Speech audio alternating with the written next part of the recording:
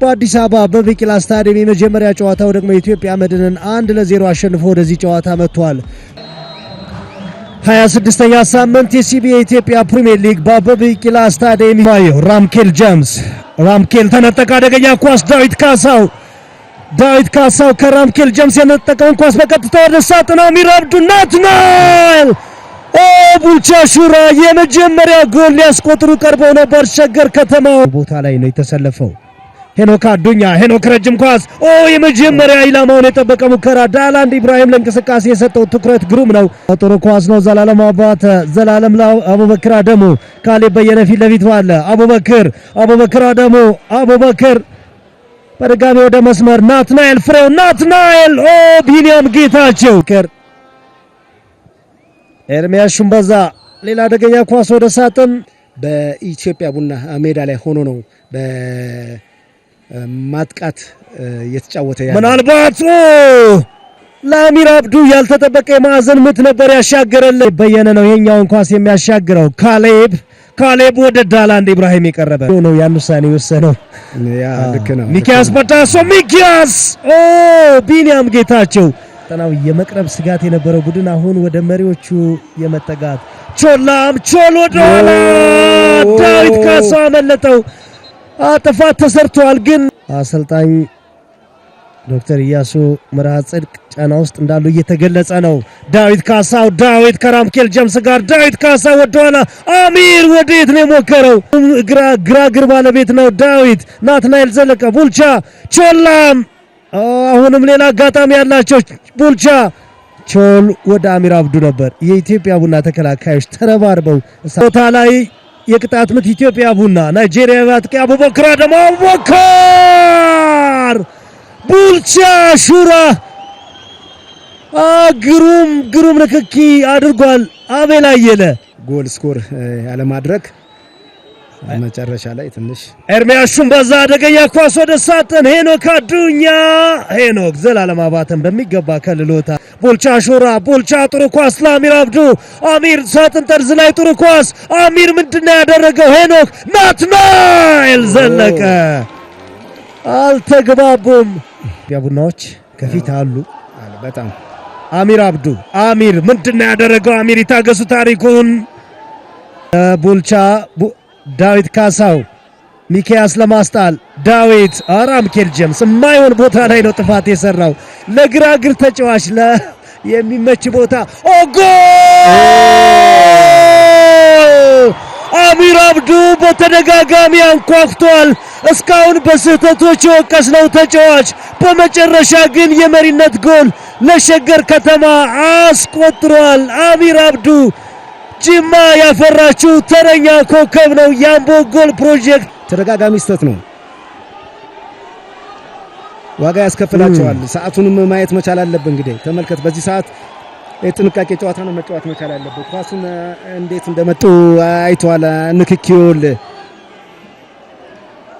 በጣም በትዕግስት ብዙ ቅብብል አድርገው ተመልከት። ይሄኛው የራሱ ኳስ ነው አሚር አብዱ በጣም ከዛ ዳዊት እዚህ ላይ ነው ራምኬል ጥፋት የሰራው። ቸልተኛ ውሳኔ ነው። በፍጥነት ጀመረው ቾላም በጣም የሚገርም ቾላም አምሮን በደንብ ማድነቅ ይኖርብናል። በፍጥነት ነው የጀመረው።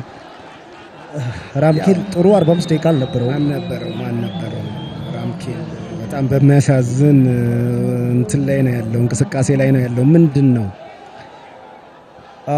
ከዳላንድ ኢብራሂም አቅም በላይ በእርግጥ ግብ ጠባቂ ላይ ይሄንን ስኮር አድርጓል።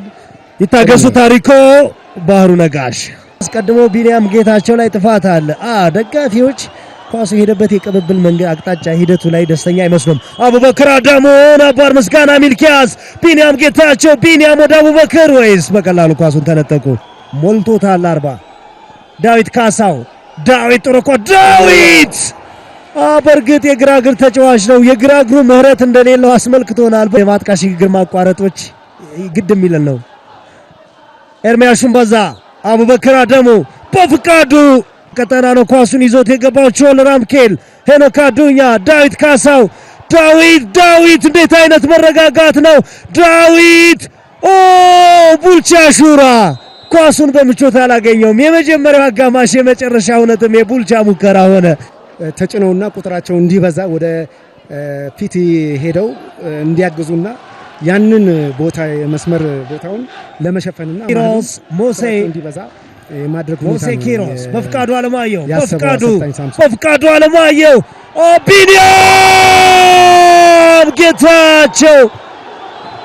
ቢኒያም ጌታቸው እድል ጀርባዋን ሰጥተዋለች።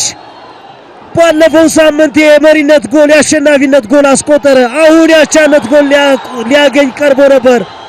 አግዳሚው ነው የመለሰበት። ድለኛ ካልሆነ የነበረውና የአንግሎቹ እንዳልከው የአንግል ውጭ ነው ጎል አይደለም። ያው መስመር ላይ ከመስመሩ በፊት ነው የነጠረው። ሄኖክ አዱኛ ቾል ጊዜ ትንሽ ያለ መውሰድ ዳዊት ካሳው ናትናኤል ፍሬው ዳዊት አሁንም ጨዋታው ቡልቻ ሹራ አደገኛ ኳስ ቡልቻ ዳላንድ ኢብራሂምና እንደዚህ አልጠበቀም። በእግሮቹ መሃል ቀለል አድርጎ ነው ማስቆጠር የፈለገ። ለማጥቃቱ በቂ ትኩረት አልሰጠም ኮች። እስኪ እንመለሳለን። ቢኒያም ጌታቸው ቢኒያም ፍጹም ቅጣት ምት ቡልቻ ሹራ ሳይጠቀምበት ቀረ። አሁን ደግሞ ያቻነት ጎል ከፊታቸው አለ። አቡበክር አደሙ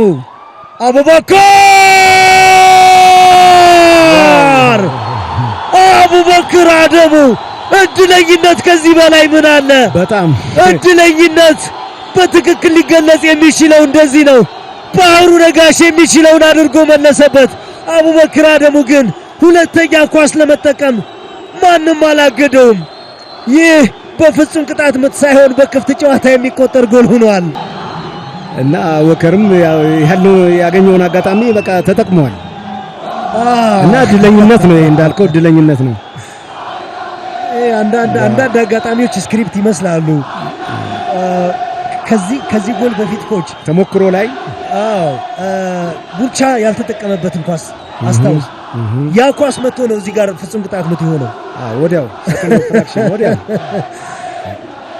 እዚህ ደግሞ ፍጹም ቅጣት ምቱ ተመለሰ። ከዛ አቡበክር አደሙ መልሶ መነሳሳት ለተጫዋቹ ጉልበት ነው የሚሆነው።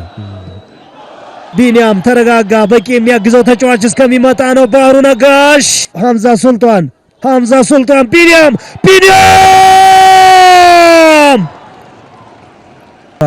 ትክክል ባህሩ ነጋሽ